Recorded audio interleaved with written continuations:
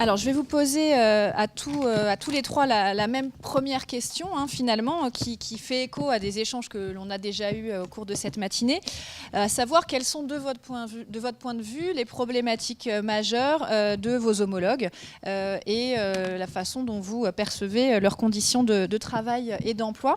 Je vais commencer par vous, Jean-Daniel Zamor. Vous êtes président du collectif des livreurs autonomes parisiens, donc CLAP.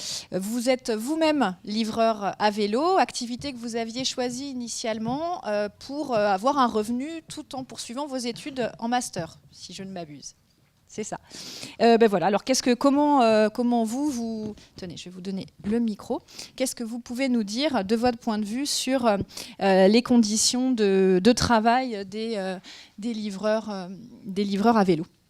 Moi, j'ai commencé à livrer depuis janvier 2017 pour Uber Eats, du coup. Et au départ, ce que j'avais apprécié dans le métier, c'est que c'était un métier flexible. C'est ce qu'apprécient à peu près tous les livreurs. C'est en général pour ça qu'on vient dans ces plateformes. C'était assez facile d'y rentrer et on savait que c'est des avantages qu'on n'a pas forcément dans le salariat. Et j'ai commencé là-dedans et au début ça commençait plutôt bien. Ça s'est très vite, ça a très vite changé en réalité. En l'espace de 3 semaines, la rémunération a diminué de presque de 10 euros par heure. On était payé on est passé à un paiement à la course, ce qui a énervé beaucoup de livreurs. Le paiement à la course a beaucoup de désavantages. Le premier, c'est que le livreur est dorénavant précaire, réellement précaire. Juste plus près du... Ah, pardon. Le livreur est réellement précaire.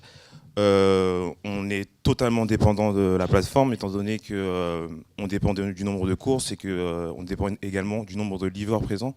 S'il y a 500 courses pour 1000 livreurs, personne ne fera au moins une course dans l'heure.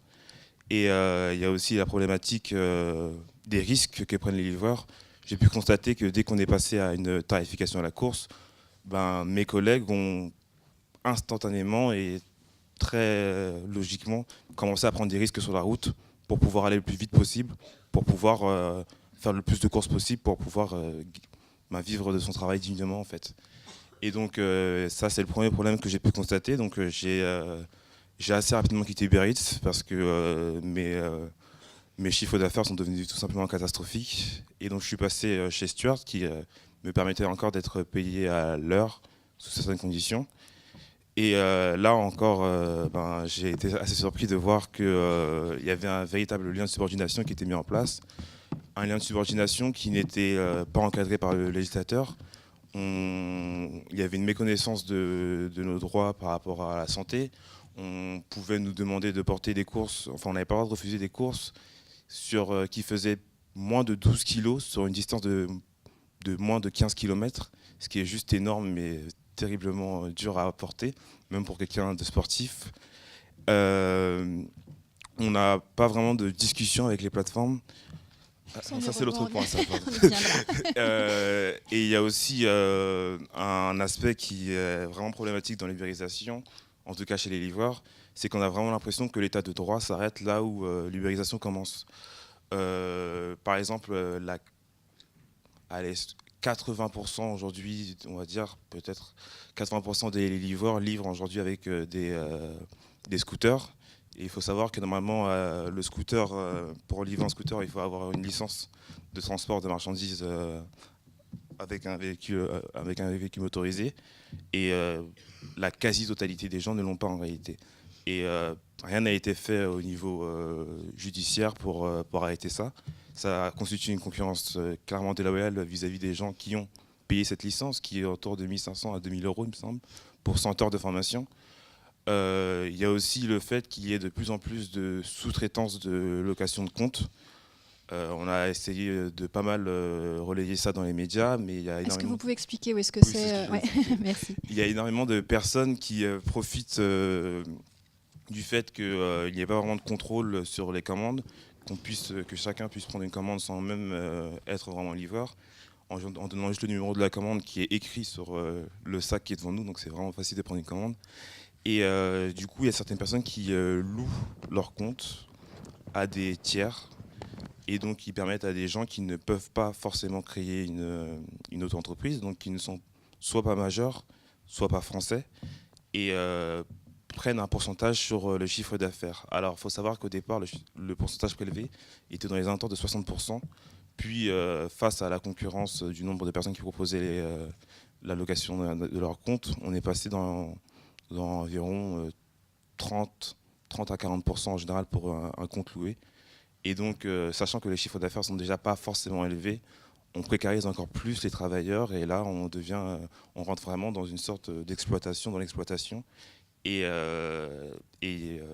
ça peut aller parfois même plus loin, puisque, étant donné que le travailleur qui travaille pour la personne qui loue n'est pas reconnu par la plateforme et qu'il ne touche donc pas directement l'argent et qu'il doit attendre que la personne lui donne l'argent liquide, il arrive parfois que cette personne disparaisse au bout d'un mois sans jamais rien donner. Et là, on rentre carrément dans le cadre, ni plus ni moins, de l'esclavage. Et je crois que j'ai à peu près tout dit. Merci. Merci beaucoup Jean-Daniel Zamor. Je vais donner la parole maintenant à Marc Niederländer. Donc, vous êtes chauffeur VTC, représentant syndical CFDT VTC. Et est-ce que vous pouvez nous faire part des principales attentes ou des problématiques en termes de conditions de travail de votre point de vue, de vos collègues ? Oui, effectivement, elles sont nombreuses parce que clairement aujourd'hui, il s'avère que la rentabilité n'y est absolument pas. On ne peut pas travailler dans ce pays à 4,50 € de l'heure. Ça, ce n'est pas tolérable. Et avec des commissions... oui, je vois, monsieur Chavial, c'est pas la peine de secouer la tête. On sait très bien. Je ne vous entends pas, monsieur, si vous pouvez parler plus fort. On sait très bien qu'aujourd'hui, la rentabilité n'y est pas. C'est un sujet que l'on se bat depuis maintenant près de 3 ans, avec les différentes instances, que ce soit même en commission T3P. Et avoir des commissions aussi importantes fait que bon nombre de chauffeurs vont s'arrêter en 2019. Et effectivement, on assiste à un turnover très très très important ces 2 dernières années. Il faut savoir qu'à la date du 30 novembre 2018, nous sommes 35 914 chauffeurs VTC inscrits et 26 000 rien qu'en région parisienne. C'est totalement anormal. On avait demandé que il y ait une meilleure régulation. Ça n'a jamais été fait. Aujourd'hui, le marché est totalement saturé et nous sommes tous prêts à couler. Les conditions, oui, effectivement, comme on dit, sont totalement déplorables. Ça ne peut pas continuer ainsi. Nous demandons d'urgence une mise en place d'une tarification minimum et une meilleure régulation du marché. Merci Marc Niederländer. Alors je vais poser la même question avec une réponse qui sera sûrement un peu différente à Sylvain Lebon. Vous êtes représentant d'Apidev et je pense que pour répondre à la question des conditions de travail des travailleurs indépendants, vous allez nous expliquer un peu ce qu'est Apidev et pourquoi vous avez créé ce réseau. Oui, tout à fait. Donc Apidev, c'est un réseau d'indépendants. Alors nous, on est dans les métiers du numérique. On réunit à peu près 400 indépendants dans les métiers autour des travaux numériques. Donc c'est des développeurs, des designers, mais des gens qui font du marketing, la communication, enfin tous les métiers qui sont nécessaires pour mener à bien des projets numériques. Apidev est né il y a 3 ans du constat que les indépendants sont face à 2 problématiques majeures qui sont la difficulté de sécuriser des revenus et la difficulté de gérer leur temps. J'avais un ami qui disait les indépendants, la moitié du temps ça ne mange pas et l'autre moitié du temps ça ne dort pas. Et je pense que c'est un bon résumé de la situation. Du coup, nous on s'est réunis dans un collectif, dans des collectifs, de manière décentralisée, pour permettre aux indépendants d'avoir à la fois de rester indépendants, c'est-à-dire de ne pas être soumis à un lien de subordination, qui est quelque chose qu'on ne veut pas avoir, mais pour autant de pouvoir quand même bénéficier du travail de collectif et de ne pas être seul et précarisé face à la situation, face à nos clients, face au manque d'accès à certains projets, etc. Nous, en termes de conditions de travail, donc on fait le choix chez Apidev, on fait le choix en tant qu'indépendant de ne pas être soumis à un lien de subordination, mais ça implique aujourd'hui en France de renoncer à un certain accès à la protection sociale, à un certain accès au logement, à un certain accès au financement public, et donc ça nous met dans une situation de fait de précarité par une situation que nous, on considère comme une discrimination à l'égard des non-salariés. On n'est pas, nous, dans une situation dans laquelle il y a une plateforme. On n'est pas une plateforme. Happiness, c'est vraiment un réseau d'humains. Donc, il n'y a pas une plateforme qui nous contraint sur nos relations de travail. On est vraiment des gens qui se sont mis ensemble pour pouvoir travailler. Et du coup, mais pour autant, on est quand même... on n'a pas l'accès à la protection sociale comme peuvent l'avoir des salariés. On a une réflexion à Happydev sur la manière de faire grossir ce réseau et de pouvoir être plus gros à travers des outils numériques. On considère qu'il ne faut pas que ça passe par une plateforme centralisée, donc on travaille aujourd'hui sur des logiques de décentralisation des plateformes pour pouvoir équiper tous les collectifs d'outils numériques, de connecter tous ces collectifs pour qu'ils puissent travailler ensemble sans remettre au milieu de la pièce un acteur central qui va du coup casser les liens communautaires qu'il peut y avoir dans un réseau comme Happydev. Merci beaucoup. Alors ma deuxième question, Jean-Daniel Zamor, porte sur justement le dialogue social et professionnel avec les plateformes. En fait, c'est une question qui en comporte plusieurs. D'une part, comment vous envisagez le dialogue social ? On a eu le point de vue des représentants de plateformes, donc on a envie d'entendre le vôtre. Donc la façon dont vous envisagez, dont se passe le dialogue avec les plateformes de services.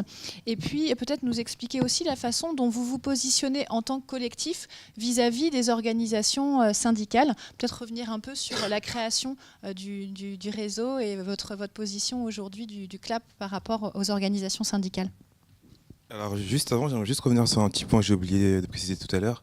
Oui. Du coup, en fait, le fait que le secteur s'est précarisé, qu'on gagnait moins, ça a aussi fait changer la typologie du travailleur. En fait, on est passé des étudiants à des travailleurs beaucoup plus précaires qui devaient travailler sur des plages horaires beaucoup plus étendues qu'un étudiant ne pouvait pas se permettre. Et donc, quand certaines plateformes travaillent de minuit à minuit, par exemple, on se doute que ce n'est pas des étudiants qui vont travailler à ces heures-là, en fait. Et donc, pour revenir à la question, la première question, c'était... Sur la façon dont vous envisagez le dialogue avec les plateformes. Alors, pour le dialogue avec les plateformes, en fait, il n'y a pas vraiment de dialogue, en fait, pour nous. Je suis un vrai partisan de la démocratie directe.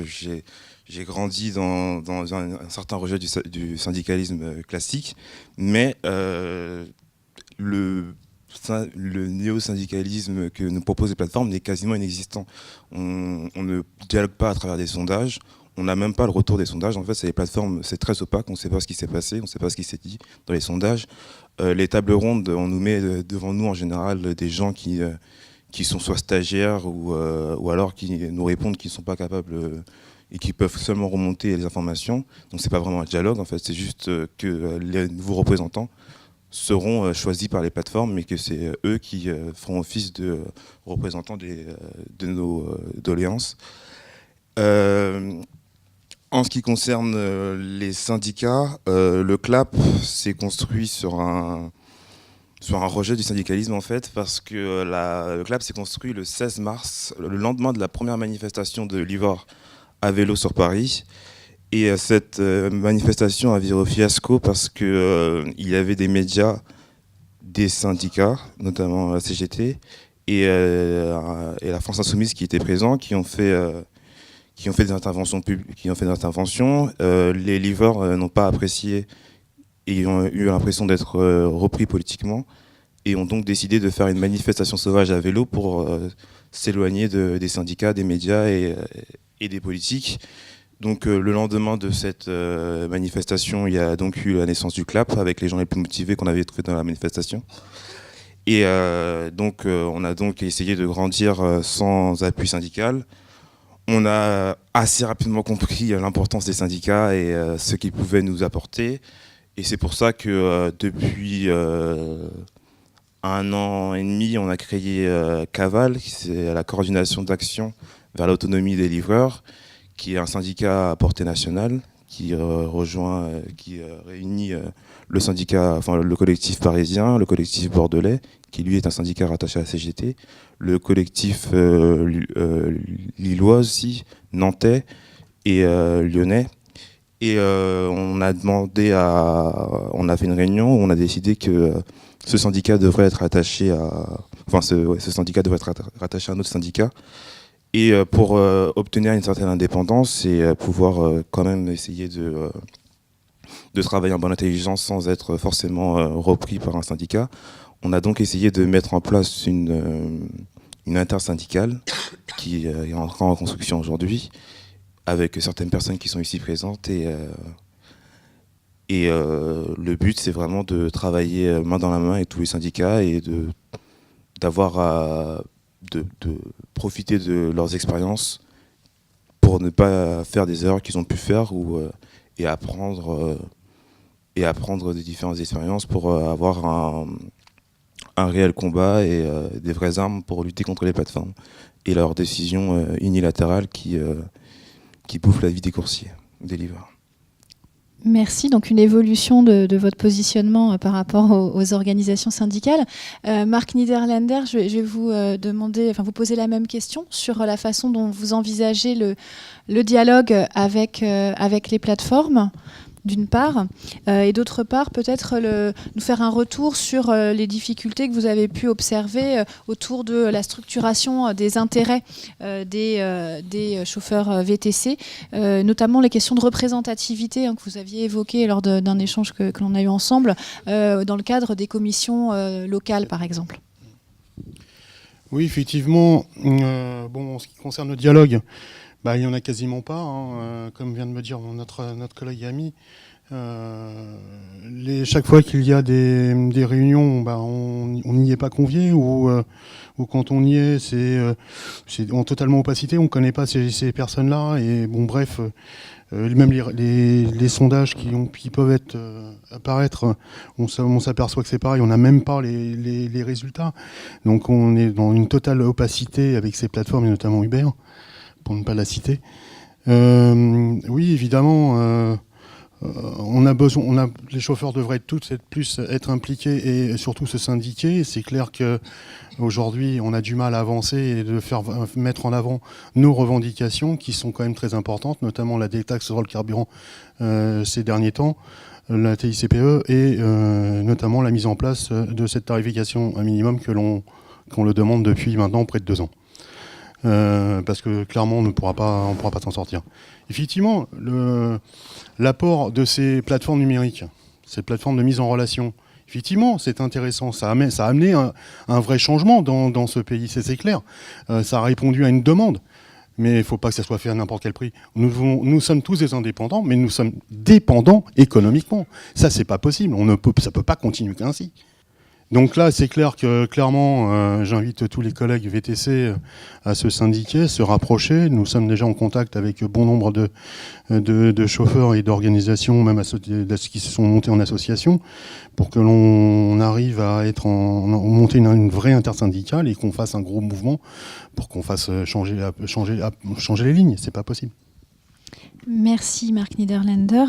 Alors je vais maintenant poser la question à Sylvain Lebon. J'imagine que vous avez là encore un autre rapport au syndicalisme et à la question de la représentation des travailleurs indépendants, même si Apidev est déjà une réponse finalement à la structuration des intérêts des collectifs des travailleurs indépendants. Oui, tout à fait. Alors évidemment, nous, on est effectivement dans un autre métier où la situation est différente. Moi, si on prend un peu de recul par rapport à cette situation, moi, j'ai toujours un moment où je me dis qu'il y a un peu d'absurdité là-dedans. Ça me fait le même sentiment que si on organisait une réunion du métier des charpentiers et qu'on invitait les fabricants de marteaux au centre des négociations pour leur demander leur avis. C'est-à-dire qu'il y a des plateformes qui fournissent uniquement des outils et qui sont aujourd'hui au cœur des négociations sur les relations dans le marché, quoi.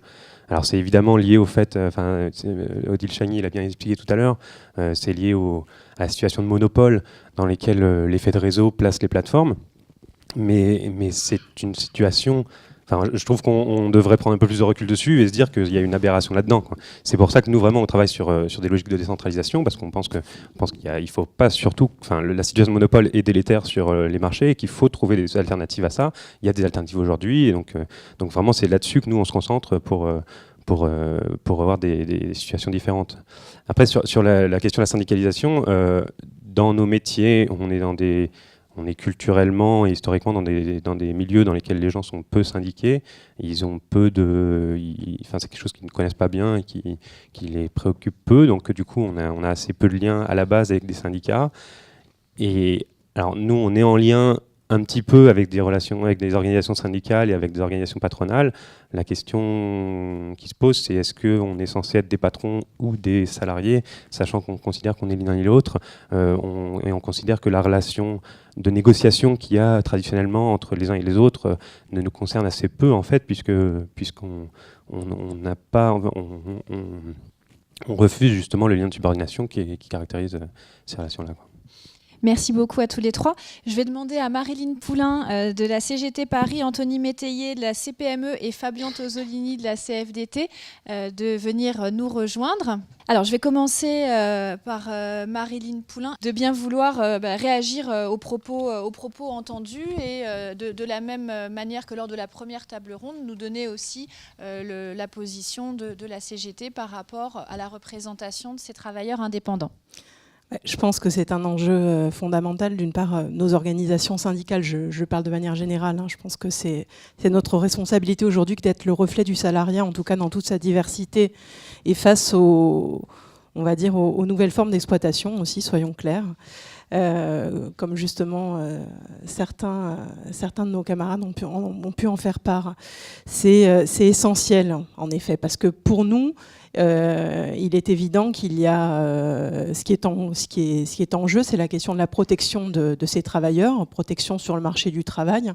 On voit qu'il y a des conditions de travail qui sont en effet très difficiles, des amplitudes horaires très importantes, de la dangerosité, on l'a vu sur certaines plateformes. Alors je tiens à dire, parce que forcément mon propos peut paraître un peu caricatural, que je ne tiendrai pas un discours assez manichéen sur toutes les formes de plateformes, puisque je pense que les plateformes peuvent être très différentes. Et donc je ne vais pas mettre dans le même sac Lulu dans ma rue, ou en effet les plateformes de livraison de repas, ou les plateformes de VTC. Je pense qu'il y a des différentes réalités, qu'il faut en effet avoir un discours qui soit réaliste le plus possible.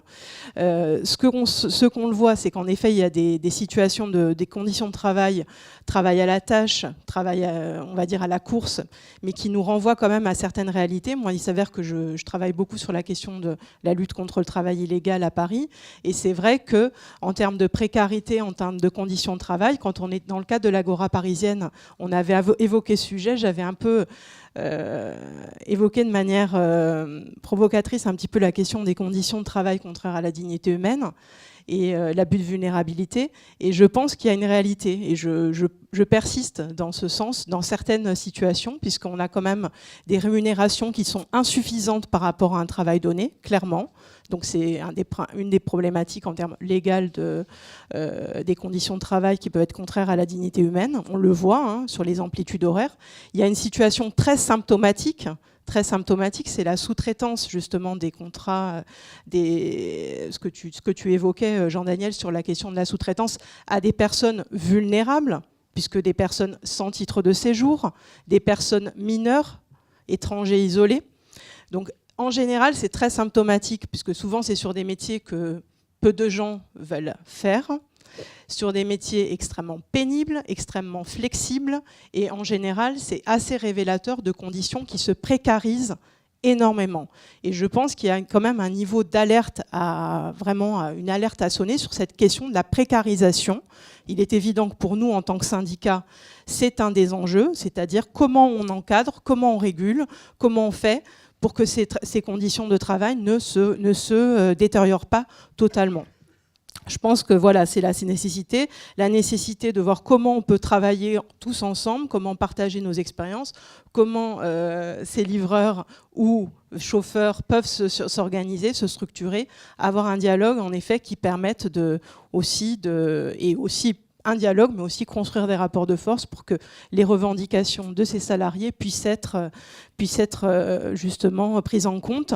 Je rappelle que la CGT, en effet, aussi, s'est en effet organisée, et on a encore beaucoup de chemin à faire en Gironde, puisqu'il y a en effet un collectif de travailleurs, de livreurs à vélo qui s'est structuré, mais aussi on s'est pourvu en cassation justement sur la décision avec le livreur de Take It Easy qui a abouti justement à la reconnaissance du statut de salarié sur le cas de novembre 2018.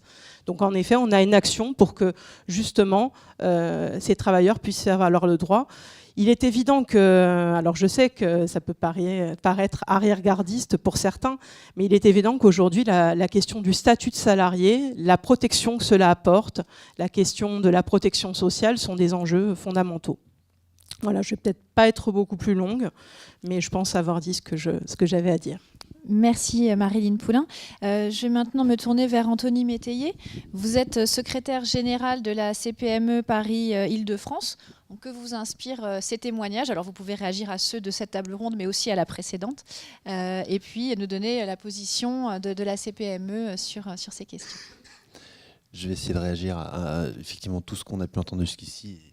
Je me réjouis que la CGT défende le salariat. C'est une bonne chose, c'est là-dessus qu'on vous attend, effectivement. Mais là, on ne se parle pas forcément de salariat.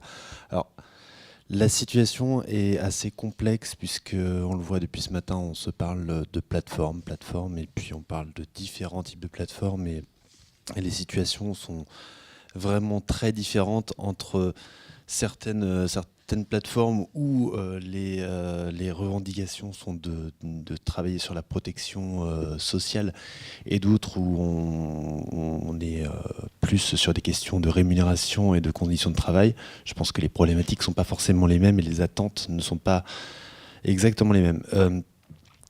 Globalement, on n'est pas on peut pas aller vers le tout salariat par rapport à cette économie des plateformes. C'est pas souhaitable, c'est pas toujours souhaité aussi par tous ceux qui sont liés à ces plateformes et qui sont travailleurs indépendants. On peut pas non plus aller vers, je l'ai entendu ce matin, la création d'un troisième statut, parce que dans ce cas-là, on va partir vers la construction d'une nouvelle usine à gaz c'est quelque chose d'assez compliqué. Ce qu'il faut bien voir pour nous, c'est que quand on fait le choix du travail indépendant, c'est qu'on choisit d'être entrepreneur, souvent d'ailleurs sous une forme de micro-entrepreneur, mais on choisit d'être entrepreneur. Ça veut dire que on choisit un modèle dans lequel on n'est pas dans le salariat, et ça a des conséquences. Tout le monde n'est pas forcément conscient des conséquences que cela implique. Ça, c'est un vrai sujet. Tout le monde n'est pas forcément... Enfin, il y a aussi peut-être des situations dans lesquelles il y a des abus par rapport à ces statuts. C'est une partie du débat qui est tenu aujourd'hui. Mais voilà, c'est le statut d'indépendance, c'est un statut d'entrepreneur. Pour nous, le dialogue social des indépendants, il se faisait dans le cadre des RSI, et il va se faire dans la mise en place des nouveaux CPSTI et IRPSTI qui vont être mis en place dans le cadre de la sécurité sociale des indépendants. Ce sont des nouvelles instances qui vont être mises en place à partir du mois de janvier. Excusez-moi. Mais donc voilà, il y a un espace de dialogue social pour parler de cette question des indépendants et qui est légitime justement par rapport à cette représentation.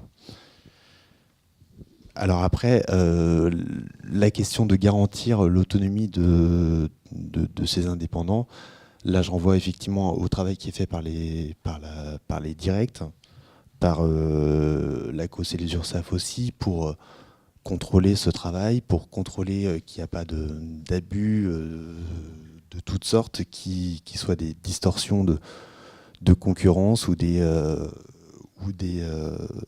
distorsions qui seraient de la concurrence déloyale. Je vous remercie. Et voilà. Et juste, je vais compléter sur quelques points. En fait, ce qu'il faut surtout, c'est quand on se parle de travail indépendant, c'est qu'il faut accompagner ces travailleurs indépendants dans qu'est-ce que c'est que le travail indépendant, qu'est-ce que ça veut dire qu'être entrepreneur en fait. Et ça, c'est l'un des rôles d'organisations comme la nôtre. Alors, j'ai entendu organisation patronale. En fait, nous sommes une organisation d'entrepreneurs et de dirigeants d'entreprise. Donc, il n'y a pas à la CPME que des employeurs. C'est pas une organisation qui est faite pour uniquement les gens qui ont des salariés. Il y a beaucoup d'indépendants chez nous. Il y a énormément dans notre organisation d'indépendants et on travaille sur toutes leurs problématiques et on travaille avec eux sur le fait de répondre à leurs besoins. Ça passe par des réponses aux questions, de répondre à leurs problématiques d'isolement en tant qu'indépendants. On leur propose des différentes activités, différents moments de rencontre, mais aussi différents services, notamment sur des services d'accès au droit à la formation, la mobilisation des fonds de formation qu'ils peuvent avoir dans le cadre des fonds d'assurance formation. On propose également aussi à beaucoup d'indépendants les garanties sociales chômage, GSC, qui permettent de s'assurer contre les revenus, enfin les pertes de revenus qui peuvent affecter toute situation d'entreprise. Donc voilà, notre organisation est aussi là pour accompagner les indépendants qui en fait réalisent qu'ils sont entrepreneurs. Merci Anthony Métayer. Je vais maintenant donner la parole à Fabien Tosolini, délégué régional de la CFDT Île-de-France, et lui demander de nous faire part de ses réactions aux propos tenus lors de cette table ronde.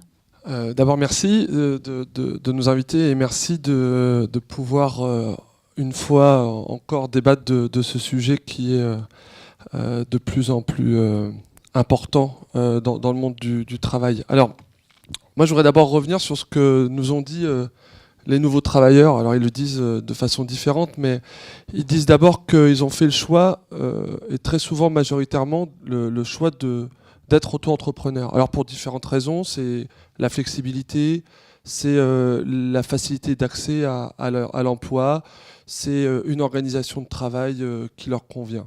Et ça, je pense que c'est l'élément de base pour comprendre ensuite et comment organiser, nous, structures syndicales, leur accueil. Et on se rend compte qu'à partir du moment où ils ont été confrontés à une décision unilatérale d'une plateforme dominante, la question de l'organisation en collectif se pose. C'est la création du CLAP, c'est à l'époque la création des collectifs de défense des VTC, qui deviendra ensuite pour certains des syndicats, mais à chaque fois, c'est une décision unilatérale prise par une plateforme dominante. Et tant qu'il n'y a pas cet élément majeur, eh bien, les indépendants restent indépendants et ils restent dans l'état d'esprit de l'indépendance. On se rend compte qu'ils ont besoin d'une reconnaissance professionnelle, ils ont besoin d'une reconnaissance personnelle et ils ont aussi le besoin de se sentir respectés. Et ce que l'on entend aussi de leur part, c'est qu'il y a eu des dérives. À un moment donné, il y a eu des dérives, qu'elles soient dans le secteur des VTC ou dans le secteur des livreurs à vélo. Il y a toujours eu, à un moment donné, des dérives. Et en même temps, ils nous expliquent qu'ils ont une méconnaissance du syndicalisme qui crée parfois une méfiance et voire même une défiance. Donc, quand vous avez ces deux éléments-là, comment ensuite de résoudre l'équation. Et en même temps, on a cette même méconnaissance au sein des structures syndicales établies vis-à-vis de ces auto-entrepreneurs, c'est-à-dire notamment de ceux qui sont en impact direct avec ces nouveaux travailleurs qui arrivent sur le marché. Je vais prendre l'exemple de la CFDT Taxi. Quand ils ont appris qu'on allait s'occuper des VTC, ça a fait un peu hérisser les cheveux sur leur tête. Mais malgré tout, ça nous a permis de dialoguer ensemble. Alors, qu'est-ce que nous, on a fait et quelles sont finalement, pour la CFDT, les responsabilités qu'on pense avoir? D'abord, ce qu'on a fait, c'est qu'on a levé les craintes. On a fait preuve de pédagogie. Et on a pris la décision politique à tous les échelons de la CFDT d'ouvrir les portes à ces nouveaux travailleurs et de créer des structures qui ne sont pas les structures telles qu'on connaît au sein de la CFDT, une structure en section syndicale au départ avec un syndicat, etc., mais des structures innovantes qui leur permettaient à la fois de garder les valeurs que défendait la CFDT, mais aussi de garder leur indépendance, de garder leur possibilité de débattre entre eux et d'être respectés. on a aussi cassé le mur, parce qu'on l'entend depuis le début de la matinée, ce mur qui sépare droit des travailleurs et droit des indépendants. On a été constructif et on a été réactif face à des plateformes qui aujourd'hui ont toutes les latitudes à vouloir, et toutes les stratagèmes à vouloir contourner à la fois les règles, qu'elles soient du travail ou du dialogue social. On a mené la réflexion sur le rôle du consommateur. Et on n'en a pas parlé beaucoup ici, mais dans le secteur des livreurs à vélo ou dans le secteur des VTC, alors un peu moins pour le coup pour tout ce qui est freelance, mais le consommateur, c'est celui qui a un peu tous les droits.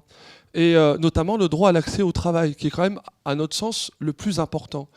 Quand vous notez, vous sortez d'une livraison ou d'une course et que vous notez avec 1 ou 5 étoiles, c'est pas la même conséquence pour le livreur ou pour le VTC. Et en fait, enfin, on a accompagné ces travailleurs dans leur démarche administrative. Parce que quand on est indépendant, ce ne sont pas les mêmes responsabilités que quand on est salarié. Alors qu'est-ce que l'on fait encore aujourd'hui ? D'abord, on contraint les plateformes, notamment les plateformes dominantes, puisque je séparerai effectivement les grandes plateformes que l'on connaît et celles qui veulent se prendre un peu la part du gâteau, à notamment reconnaître les organisations syndicales et les organisations collectives plus généralement de travailleurs, comme étant un acteur qui soit co-responsable de la bonne santé à la fois de la plateforme et à la fois des travailleurs. Ce qui n'est absolument pas acquis, puisque aujourd'hui, et encore là tout à l'heure, on entend parler de panel de chauffeurs, on entend parler de sondage, on entend parler de relations unilatérales, mais quid de la question du collectif ? Enfin, moi, j'aimerais un jour qu'on nous explique comment une entreprise ou une plateforme, quelle qu'elle soit, puisse répondre favorablement à toutes les revendications de tous les chauffeurs et de tous les travailleurs ou salariés qu'elle a sous ses responsabilités. Et on le voit bien aujourd'hui, actuellement, la pluralité des revendications fait que la réponse politique est difficile. Et ce que l'on a aussi travaillé, c'est sur les conditions générales d'utilisation. Voilà. Les conditions générales d'utilisation, c'est ce qui aujourd'hui régit et cadre la rémunération et l'organisation du travail, puisque les travailleurs, quels qu'ils soient, ont 4 grandes revendications. C'est 1, la rémunération, une rémunération juste. 2, c'est une protection, qu'elle soit sociale, soit de paiement. Je pense notamment aux freelances. Ils ont les plus grandes difficultés à être payés en temps et en heure face à des gros donneurs d'ordre qui, eux, n'en ont que faire de ces petites entités. Une vraie reconnaissance professionnelle et un accès au travail. Je finirai et je conclus, parce que j'ai dépassé mon temps, par une question et 2 conclusions. 1.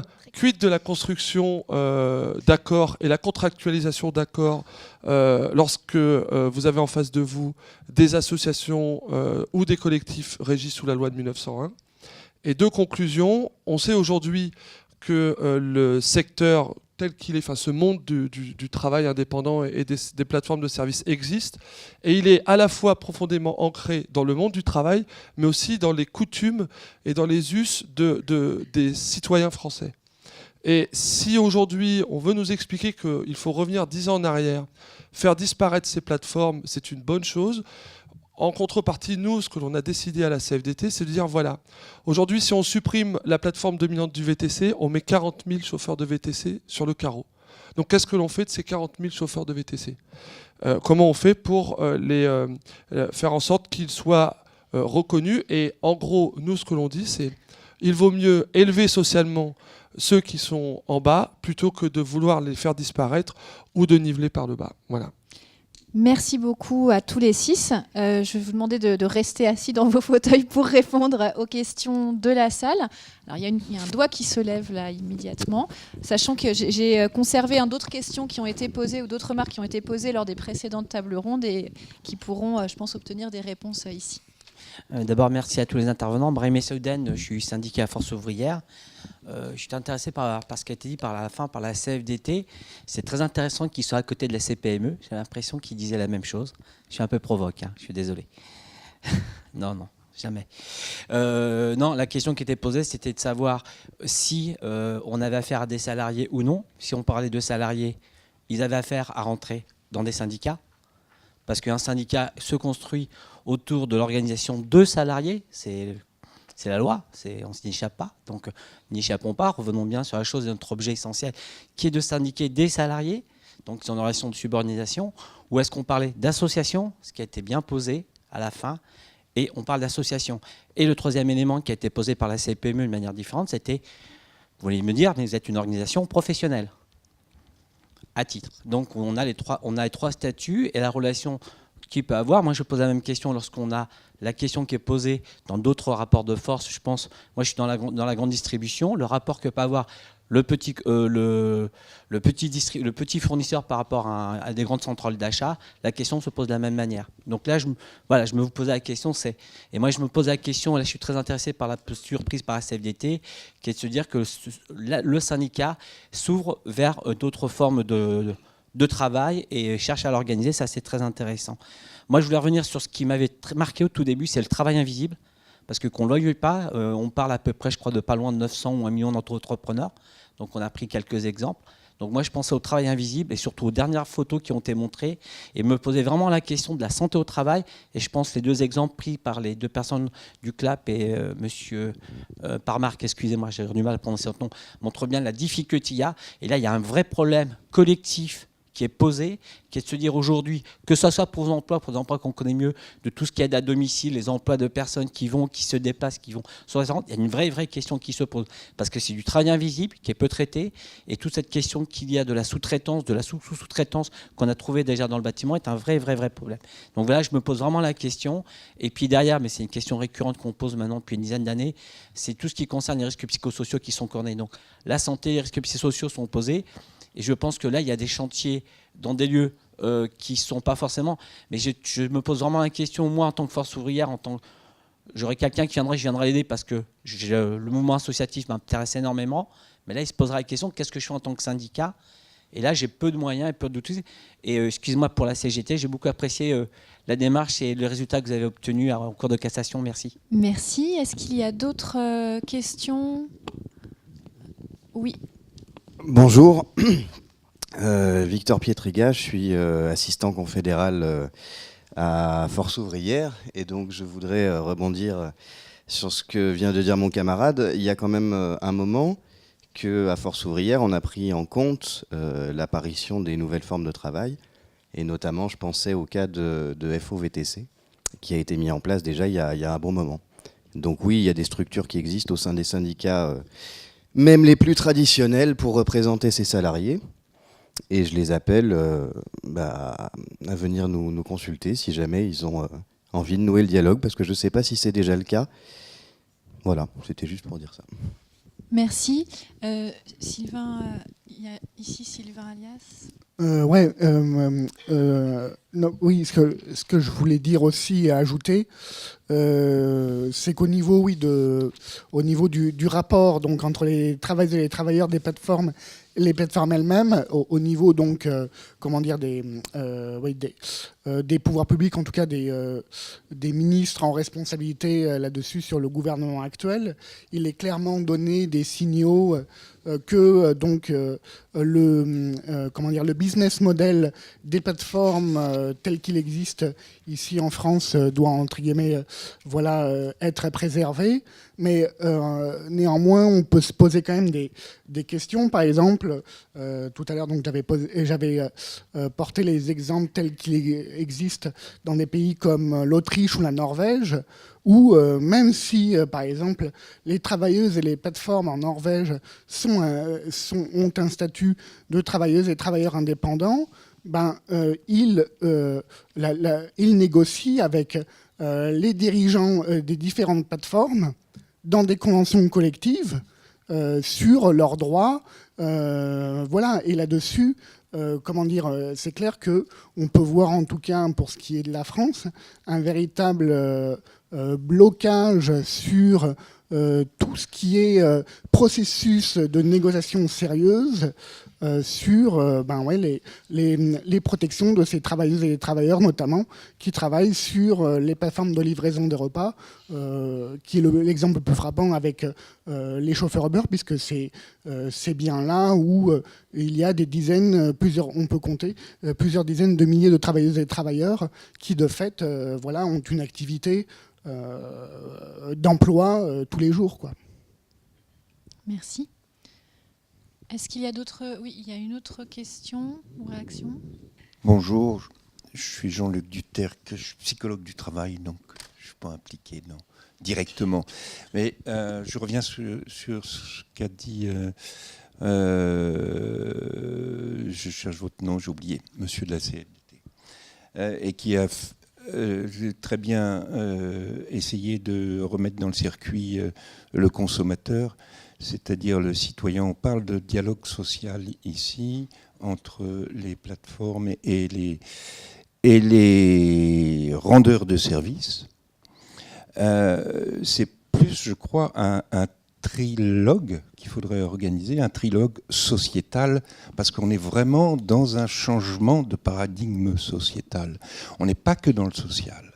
Et le consommateur, l'usager, le consommateur, le citoyen a probablement sa force et son mot à dire dans cette organisation de dialogue, d'échange de services. C'est lui le consommateur, c'est lui le vrai patron du travailleur indépendant, c'est pas la plateforme, c'est lui qui commande, c'est lui qui veut et qui exige. Donc, comment le responsabiliser dans ce dialogue, comment l'intégrer dans ce dialogue que vous avez et dans laquelle il manque vraiment la partie principale. Vous essayez je ne crois pas qu'on s'en sortira si on n'invite pas, si vous n'invitez pas les usagers. Nous le sommes tous, les usagers, mais on est un peu schizophrène. On est à la fois travailleur indépendant, usager ou responsable de plateforme. Il y a des associations de consommateurs, peut-être qu'il faut passer par elles, constituer des comités d'usagers, peut-être, je ne sais pas, mais il y a une réflexion là-dessus à intégrer pour responsabiliser l'usager qui paye 5 € pour faire 3 km avec un VTC. Personnellement, moi je donne 2 ou 3 € généralement en plus, ce qu'on appelle le pourboire. Bon. Mais tout le monde n'est pas comme ça. Merci. Peut-être tout de suite sur cette question de l'intégration du consommateur. Je sais qu'on en a déjà discuté dans le cadre de l'Agora. Donc Fabien Tosolini, je sens que vous avez une réponse à apporter. Oui. En tout cas, des éléments de réponse. Je reprendrai bien évidemment toutes les questions qui ont été posées. Oui, on a beaucoup travaillé là-dessus. Et vous avez raison de dire qu'on n'est plus sur un dialogue... patron-salarié, on est sur un trilogue où effectivement le grand absent est souvent le consommateur. On a essayé plein de choses.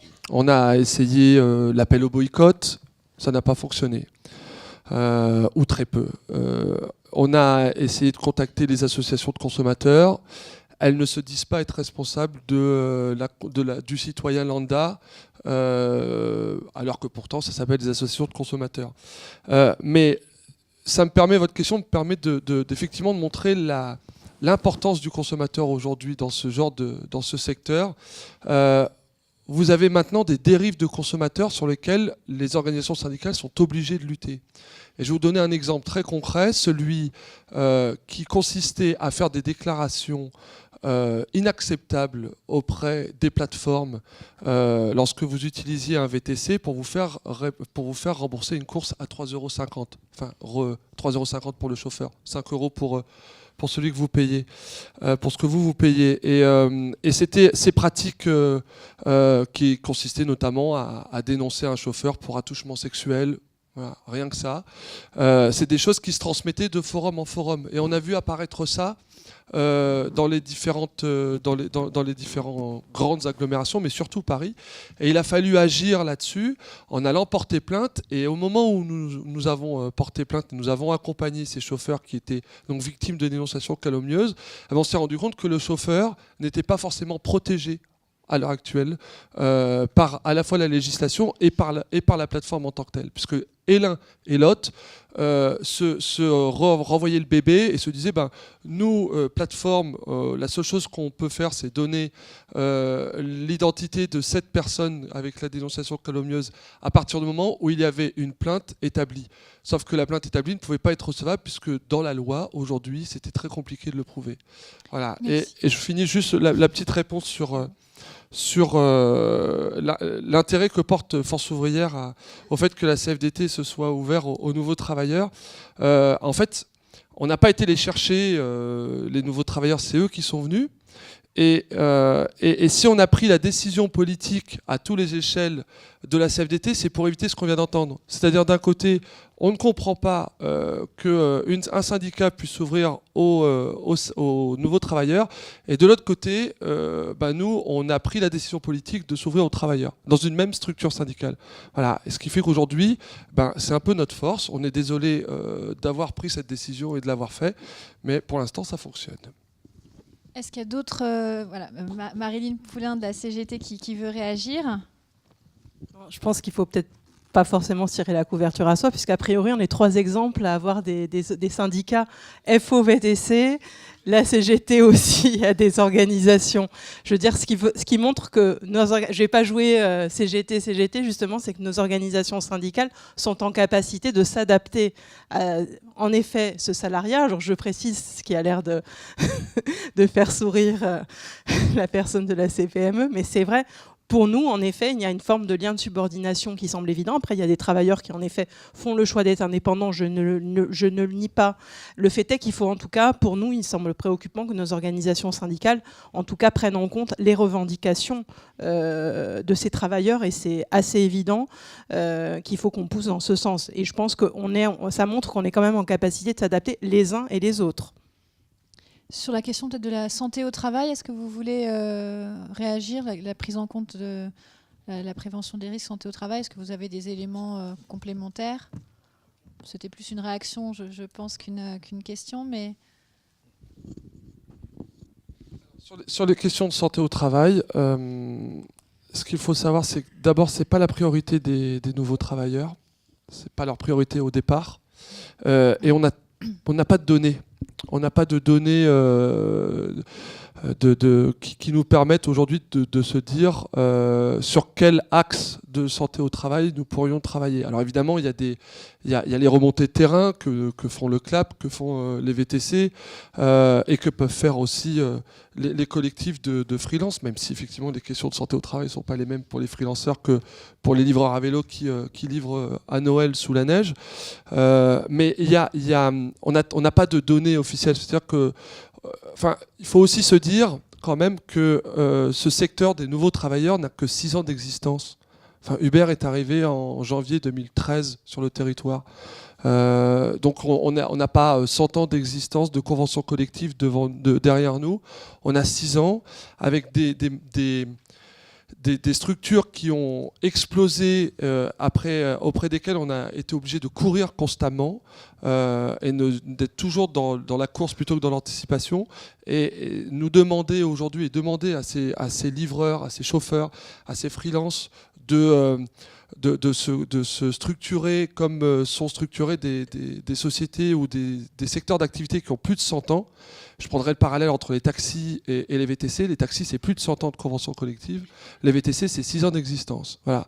C'est pas possible. Aujourd'hui, c'est pas possible. Il y a une exigence de leur part qui est d'aller vite, puisque on avait chez Uber 60 chauffeurs en 2013, on en a 40 000 aujourd'hui. Il n'y a pas beaucoup de secteurs professionnels qui ont en 6 ans d'existence une croissance aussi exponentielle. Mais il y a des exigences, il y a des conditions à améliorer, mais aujourd'hui on a très peu de temps d'existence et de considération et de travaux. Merci à tous les 6. Merci beaucoup pour vos témoignages et interventions.